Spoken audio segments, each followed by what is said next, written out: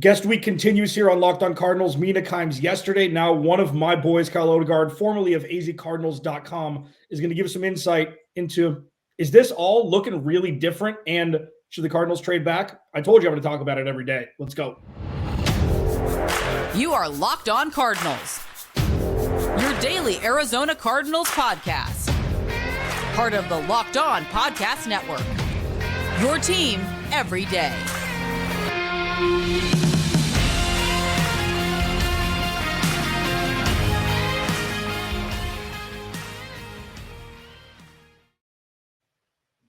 Locked On Cardinals, Alex Clancy here. Follow me on Twitter at Clancy's Corner. Follow the podcast at Locked On AZ Cards. Thank you for making Locked On Cardinals your first listen, free wherever you get your podcast, and on YouTube, part of the Locked On Podcast Network, your team every day. Today's episode is brought to you by the Game Time app.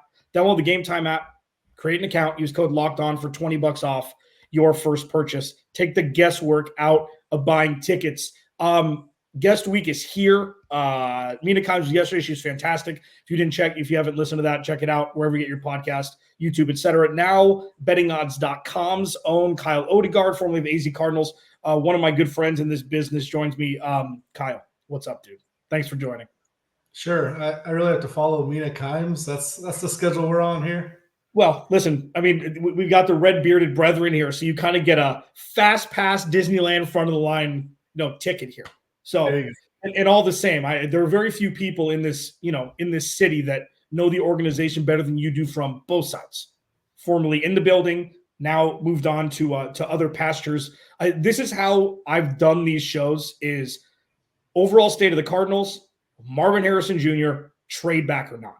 And I feel like every single person has different little nuances into the situation as a whole. And we'll hit number 4 overall. We'll talk MHJ. We'll talk the Cardinals, maybe having a new suitor to move up from the Mile High City, which could drive up the price. But first, Kyle, I know that with Steve Keim and Cliff Kingsbury, Steve Keim and Steve Wilkes, Steve Keim and Bruce Arians, things were a little different than they are now. Let's get right into this here. How different is this? And is this just, oh, it's different, so it looks better than maybe it is?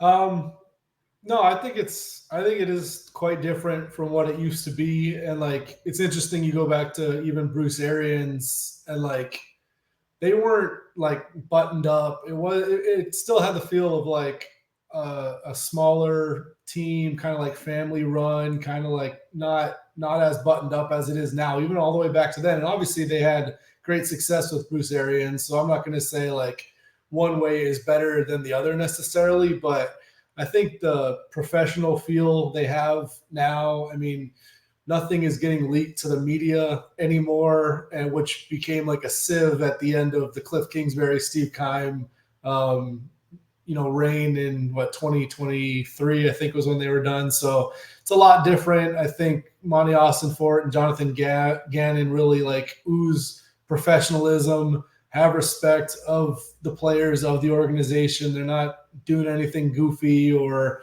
throwing people under the bus behind their back. So I think from that point of view, it's a very good spot for the organization, where Michael Bidwell is still under fire with a lot of things, and he kind of has to deal with that separately for what he's done and what's been reported on.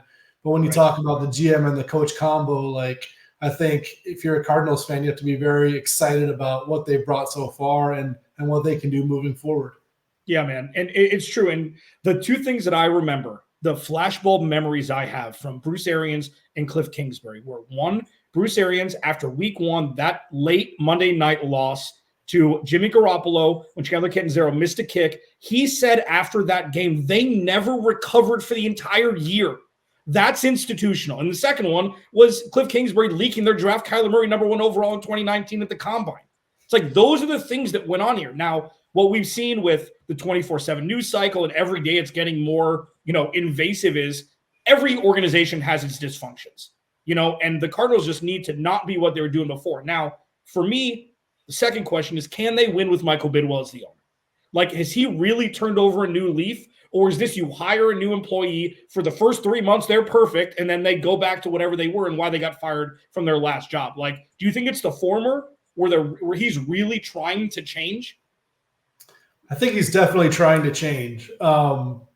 And I've talked about this on Twitter when the report cards came out, and Jonathan Gannon got an A and Michael Bidwell got an F. And I think that is pretty descriptive about what's going on. And my question is, Michael Bidwell has said he wants to change. It looks like he's making substantive changes. He's hired a new COO, and he's given him a lot of freedom to do what he wants to do with the organization. So he has taken a step back, which to me is what he had to do. But will they build a state-of-the-art practice facility? Will they spend more in free agency when they're contending and they want to sign a big fish free agent? Will they put that cash in? So to me, it's still wait and see. Like when these big decisions are made that are going to affect, can you compete for a championship? Like you look at what the Rams do. The Rams have resources that the Cardinals do not have, and it's pretty obvious at this point. So I think like put your money where your mouth is when it comes to Michael Bidwell. Like, will he do that when they get to contention? And it's not going to be this year. So hopefully in 2025, we'll have an idea of whether or not he's really changed. But I do think he's trying to take steps in that direction. We'll just have to see if it comes to fruition when we reach that point. Yeah. Kyle Odegard at Kyle_Odegard, bettingodds.com/US is the website. You can check out all of his content. We will touch on the over-under win total for the Cardinals that Kyle tweeted out yesterday morning. I'll pivot here quickly, to the Marvin Harrison thing, because that's really anybody's talking about, but just brief overall thought process from your end on the offseason so far, the signings, the checking of the boxes, the non-big name free agents. Like, do you think that this is what I've coined as eating their vegetables? It's like you got to fill these holes with guys that have played before and not high value contract wise. Is this a good offseason so far in your eyes? I think it's okay. I mean, I don't mind the idea of taking it slowly, rebuilding the correct way, not spending a crazy amount of money on a high upside, but a guy with downside that, if like when they signed JJ Watt, I never loved that because of the injury history. You're paying him top of the market money. If you're going to sign somebody like that, like the Brian Burns situation, like that's a guy I may have gone after because he's got the health, the right age, the ability. Like you wanted to sign someone in their prime that was a true difference maker, and they didn't. So I think obviously we're looking at 2025 now as the time to be competitive, which like you said, you're eating your vegetables, you're growing it slowly, you're rebuilding for 2 years, and then hopefully you can compete. I think my one big question about that is like you do have a quarterback who, for all intentions, they said they think he's a star. And if you think you have a star quarterback, that means you can compete in the NFL basically every single season. So last year, totally understandable that they didn't go for it. He was hurt. It was a new regime. You're rebuilding. Do you not want to even take a flyer on this season and give yourself enough ammunition on offense and defense to maybe sneak into the playoffs, maybe make a run? Like you look at what the Texans did that nobody expected, and every single season a team tends to do this, and the Cardinals don't really look like they're positioning themselves to even have a shot at that. So that's my one question is like Kyler Murray is 27 years old this season when it starts. He's in his absolute athletic prime. Did you want to push a little bit harder to give yourself a shot this year? Doesn't seem like they will. Doesn't seem like they want to do that. So I understand philosophically it's probably the best decision to build slower and look at 2025. But that's just one part of it that I'm wondering, like, are you sure you want to completely punt on a second straight season and just knowing that you might catch lightning in a bottle because of your quarterback if you trust him that much? But so, yeah, I think I would have made a little bit more at being competitive, maybe had a higher urgency level in 2024, but clearly they're going to wait one more season. Yeah, I mean, they're going to have more money than King Midas next offseason, and they're not going to be in the Washington Commander situation where they just have to throw money at players who, like, Washington's not a fun place to play. The NFC East are the most dysfunctional of all of them. It's just, that's not a fun thing. The Cardinals, as you mentioned, I think it's astute. It's like, this may be, fans aren't going to like it, a 2-year complete hard. This is a hard reset on 60 years, man. Like, we're looking at it just like Steve Keim. This is since the inception of this organization. They're trying to rebuild, and it takes more than 15 minutes. So while I get the Marvin Harrison Jr. thing, I get all of that. We're going to hit it, in the next segment. The long play here is probably the most effective. I'll see if Kyle has the same insight on that. We'll discuss it next. Locked On Cardinals, your team every day. This episode of Locked On Cardinals is brought to you by the Game Time app. Kyle and I are about the same age, so I'm overly geeked about the Green Day tickets that I bought on the Game Time app. They're coming in September, Chase Field. And listen, I've never been to a concert at Chase Field, okay? And I'm like, what the hell are these seats going to look like? I'm not going to drop my hard-earned cash if I can't see it. Well, the Game Time app allows you to see the vantage point from the tickets before you buy them. The checkout is super easy. It takes all the guessing out of buying tickets. And it's a simple app. And like, say you want to go to a Suns game, but you're getting off work at like 6, the game starts at 6:30, you can't get there in time. You can buy tickets up to an hour after the event starts. Say you want to see Tom Segura, who I just got an email, it's going to be here November 9th. Tickets are going to go on sale soon. You can go to the Game Time app, look at the footprint center, and it'll show you the vantage point, before you buy the ticket. So take the guesswork out of buying tickets with Game Time. Download the Game Time app, create an account, use code LOCKEDON for $20 off your first purchase. Again, create an account, redeem code LOCKEDON for $20 off. Terms do apply. Download Game Time today. Last minute tickets, lowest price. Guaranteed. Second segment. Alex Clancy here, Locked On Cardinals. Thanks for making Locked On Cardinals your first listen, free wherever you get your podcasts and on YouTube. The podcast where I had Luke Braun from Locked On Vikings is now the highest viewed podcast I've done since joining YouTube with this a couple years ago. Go check it out. Luke absolutely blew my mind. He said they're moving up. Just depends on who's going to take the package. And with that, Kyle Odegard, this is a two-parter. This is starting to get – the Cardinals have never been able to have nice things. Arizona sports in general, aside from a couple outliers, haven't really been able to find a way to have nice things. Monti Ossenfort is driving that bus that everybody was making fun of Jonathan Gannon for with the future of this organization, as well as how this draft is going to go, namely, pick 4 through 32, most likely. Talk to me about how important this pick is for not only Minnesota now, but for Denver. Or are they sharing this? Are they splitting this with the Chargers who are picking 5th?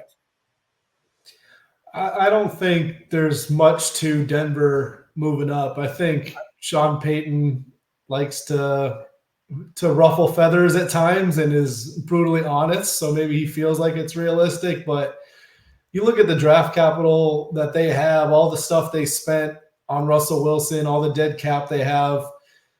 I mean, Sean Payton is a quarterback guru. If he loves a certain guy and they're there at 4, maybe they just figure out a package and throw anything they can at the Cardinals. But the most realistic one definitely to me feels like the Vikings, and I'm sure we're going to get into it. But my take is you definitely need 11, 23, and the 2025 first rounder. Right. If you don't get that, it's a non-starter to me. 11 and 23 is not enough. So we'll see what the Vikings package is. And like you said, they could go to the Chargers and feel comfortable trading with the Chargers because the Cardinals aren't taking a quarterback. So Minnesota has a little bit of leverage, but if I'm AZ, I'm not doing it for 2 first-round picks. Yeah, I mean, the one that would kind of tickle but not get over the line is 11-23. And you know what? Minnesota doesn't have – yeah, so 11. So the package 11-23, 2025 first for 4 and 66 or 90 this year, whatever it is, to even it out. And that is something that the pushback from fans who have been enamored with Marvin Harrison Jr. since the end of the 2022 season, when everybody saw this coming, they were going to pick top 5. It was Marvin Harrison Jr., it was Caleb Williams because everybody was out on Kyler Murray for some reason.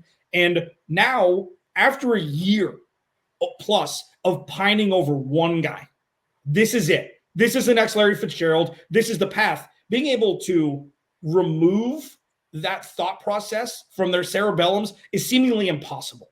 And I understand from a fan perspective, you want somebody to root for. You want a star. This team has been devoid of stardom, even with DeAndre Hopkins. People weren't really bought it. A lot of people didn't even know who he was if you're a casual, football fan. How important, and we'll get to the should you trade back or not in more depth here in a minute. How important is that star for an organization that's been deprived of said star since 2015, Larry Fitzgerald. Like, by all accounts, aside from, quarterback, whatever. They've been devoid of it. How much more important is that than actually 3 first-round picks with real football, and being entertained? I hope for the organization's sake, for Monti Ossenfort's sake, that it's like not a discussion at all. I mean, I get that if you're ownership, you want to sell jerseys, you want to get people in the seats. But from a long-term winning perspective, like if Monti Ossenfort thinks the best plan of attack is to trade down, accumulate more draft capital, have a stronger base, like you don't want an owner to come in and say, no, we need the flashier name, the bigger name, the guy that's going to sell tickets, because it's not the way to go. It's not the way to build a team. Now, you can make a legitimate argument that Marvin Harrison is the better choice because of what he does on the field. He's a prodigious talent. If that's the way you want to go, fine, but not for star power. I would hate that if I'm a GM and if somebody's saying, hey, please do this because this guy can sell jerseys, can sell tickets. That's not the way to win football games. Yeah, I mean, but like the reason why I broached the topic is the Cardinals usually are playing road games at home. Yeah. Especially with the well-traveled teams, the Steelers, it's always the Steelers, the 49ers, they're playing very well-traveled teams at home this year. And while understood, the product is more important than the actual jerseys and everything like that. It's like that would be immediate. Season ticket holders would be taken care of. Like people who have been through the ringer for the last 20 plus years at times. It's something that, well, what about us? And that's while it's not really a rational conversation regarding building a business, it's one that needs to be discussed. It's going to be a lot more than Jared Verse, Byron Murphy, and Quinion Mitchell if they trade back 11, 23, and 27, even though those three guys would immediately make this defense top 20 from being in the doldrums last year. That's it's the Ezo back and forth. It's like, or the, lever back and forth. What's more important? And it needs to be discussed.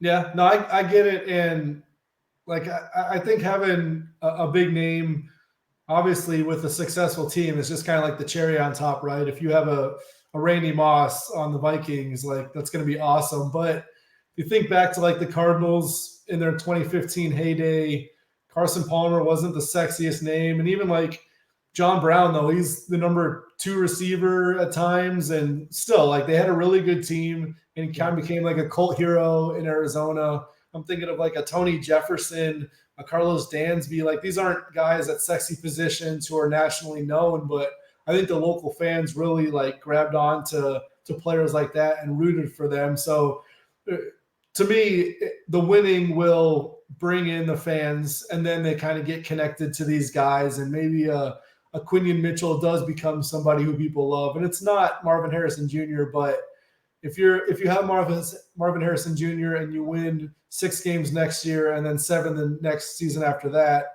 your fan base is still not going to be excited no matter who you have among the star power. So I think like if you win 11 games with Quinion Mitchell and Byron Murphy and these guys, people will just be more excited because your team is winning. Obviously, you've got Kyler. You can sell 1 million Kyler jerseys and hope for some other help. But to me, like, winning is the most important thing. And then it's just a nice little cherry on top if you've got a Marvin Harrison Jr. leading the way, because then you do have more people into it. You do have more casual fans that want to go to games and watch them. But it's like the old Patriots when they had the great defenses. They didn't have big names, but they won. And at times the defense was really good. So I think that's a big part of it. Just get a winning team on the field.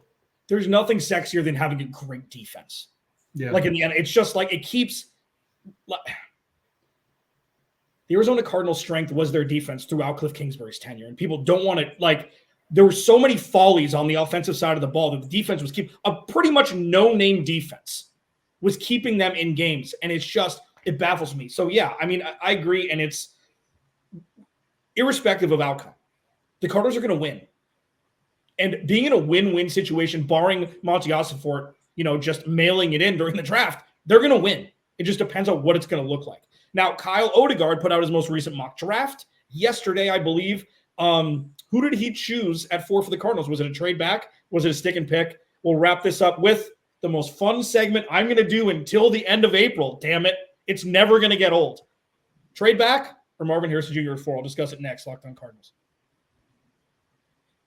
This episode of Locked On Cardinals is brought to you by FanDuel. Say goodbye to busted brackets because FanDuel lets you bet on every game of the tourney. Whether you're betting on a big upset or a one seed, it's time to go dancing on America's #1 sportsbook. Even through into the Sweet 16. Good luck finding the best team in the tournament. Sure, Connecticut looks great. They're blowing everybody out. They're the odds-on favorite. Purdue's got maybe the most dominant player in the entire tournament if he can stay healthy, if he can stay out of foul trouble. Good luck. But FanDuel has all the odds for who's going to be the outright winner of the NCAA tournament. And right now, new customers get $200 in bonus bets if your first $5 bet wins. That's $200 to use on point spreads, money lines. You can even pick who's going to win it all, as I just mentioned. Just visit FanDuel.com/lockedon and bet on college hoops until they cut down those nets. Alex Clancy, Locked On Cardinals. It is guest week. Kyle Odegard, bettingodds.com/US joins me. One of my good friends in this business, Eric Eager from Sumer Sports, is going to join me tomorrow as the guest train rolls on. Another big name national media member is going to join me Thursday, and might have something cooked up for Friday as well. So, here's the thing, Kyle. I have you on because your unique career path, first off, and second of all, you've been very outspoken about the Cardinals. You do not mince words, especially since you've left. And it's refreshing is not the right word, but it's medicine that people need to take, in my opinion. I feel like instead of, constantly being negative is not the way to do it, but also being existential with what the hell's going on with the organization is something that gets lost in this, in this space at times. So I appreciate your work. And that's why, I love having you on when you can find some time. Now, most recent mock draft for Kyle Odegard has the Cardinals taking Marvin Harrison Jr. at 4. While every time I look at a different mock draft, I'm disappointed. I'm like, oh, that's boring. And then when I see the Cardinals trade back, I'm like, oh, that doesn't feel right either.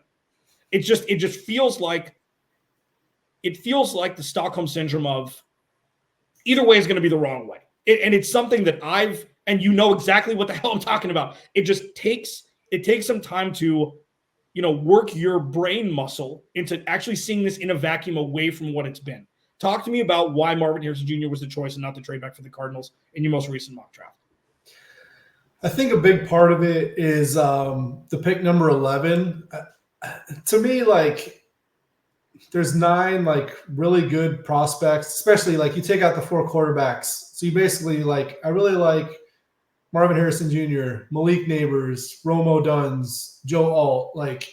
You figure if you're in the top 8, obviously you're guaranteed to get one of those 4 guys. Once you get to 11, if you don't get one of those top 3 wide receivers, and if you don't get Alt, are you looking at a second tier tackle for the future? Obviously you don't need tackle as much anymore. Are you looking at defense, which to me isn't as imperative as getting a number 1 receiver? Because if you don't get Harrison, Neighbors, or O'Duns, that wide receiver core might be the worst in the NFL. You do get one of those guys and you feel okay between that guy, Trey McBride, the running game, Kyler's ability to move. You've got some hope there. So I admit it's short-term thinking and wondering how is this going to work for the next year? If you do trade down, I've got serious questions about the passing game next season because your wide receiver core is going to be so bad. If they love somebody within that defensive group, or if they think a Romo Duns is going to fall to 11, if he's there at 11, I love it. I think you can trade down, you can get 23 and get another nice pick. And then if you can get that 2025 first rounder, which to me is that pivot point, I don't know if the Vikings are going to give it up. They're projected to be a top 10 pick next year. With bad luck for them, good luck for the trading team, they could be a top 5 pick. Like we talked about with Houston last year. It was a great trade for the Cardinals last year because we thought they could be a top 5 pick. And obviously it was worst case scenario, dropped to 27, but you get to do that all over again with Minnesota, and maybe you have better luck this time. So it's intriguing for sure. And if you get that 2025 first rounder, I'm very interested in figuring out if I want to do this. But Marvin Harrison at number 4, you get a great wide receiver, a possibly generational wide receiver, the number one non-quarterback prospect in the draft. Like that's very enticing to me. And he's a premium position guy, and he fits really well with what Kyler does. So I would be happy to stick and pick if Marvin Harrison Jr. is there. If the trade offer is not great, I think the Cardinals are in a position of strength for sure. Yeah, and you win. You win with your wide receiver one for the future. I mean, so it's splitting hairs, but this is so pivotal because of the pressure built up to this point to nail this draft. Last year was a wash. Young players got to play meaningful snaps with zero pressure on them. They played pretty well. Everything looked like the draft last year worked. And then this year, it's like, well, now it's time. So I understood rational thinking, the trade back thing. My perfect scenario would be to get 11-23 and then the 2025 first, and then trade 11 up to 8 with Atlanta and draft your wide receiver there, and then maybe give them a third this year or whatever it is. And having said that, one last thing that doesn't really get discussed, and I'll get Kyle out of here after this. It's like Monti Ossenfort 100% can move up from 27. They've got capital. And giving up capital for next year is a situation the Cardinals can find themselves in because they're starting to build a damn roster and they're going to have money to spend. So it doesn't need to be through the draft next year as much as these last 2 seasons, right? I mean, it's playing with fire because you lose control of what happens when you trade back. But I think you're right. I mean, I think now you're convincing me the 4 is right. Well, and in my mock draft, I actually had him going up from 27 to I think 22, throwing in a third and going to get Latu over there from UCLA. Yeah. I think and you're not messing with future draft capital because you have all these third round picks, and it's easy to throw in an extra third rounder and move up in the first round. So I think definitely at 27, they could be a prime move up candidate and get somebody that they think they love at 20 or something. So to me, I could definitely see sticking at 4 and moving up and kind of pushing this rebuild that we're talking about into hyperdrive a little bit. And they just accumulated picks last year because of the Will Levis trade and all these quarterback needy teams, and maybe they keep expounding on that and doing the Vikings trade, but then trading up later. I just think there's a million possibilities. We don't know exactly what's being offered and how they rank guys, but I do appreciate that Monti Ossenfort is a trade back disciple. I mean, philosophically, it is the way to go. Now it's just a matter of how do they grade out Marvin Harrison Jr. If he's Larry Fitzgerald Megatron mix, if that's how they rank him, you just take him and you don't worry about it. But if they think Neighbors and O'Dunn's are in that same tier, then you've got some wiggle room. So we'll see what they do, but you're in a very good spot either way. God, that part is fun. That part is fun. And the right person's calling the shots on draft night. Cardinals are going to win. The restrictor plate's off, and they're gonna figure it out. And whatever Monti Ossenfort does, I believe he has an entire fan base behind him in 15 minutes. It's a wild, wild thing to experience. Kyle Odegard, dude, thanks so much for joining me. Bettingodds.com/US. Great Twitter follow at Kyle_Odegard. Eric Eager from Sumer Sports tomorrow, Locked on Cardinals. Remember, without you, there is no me. I'll talk to you then.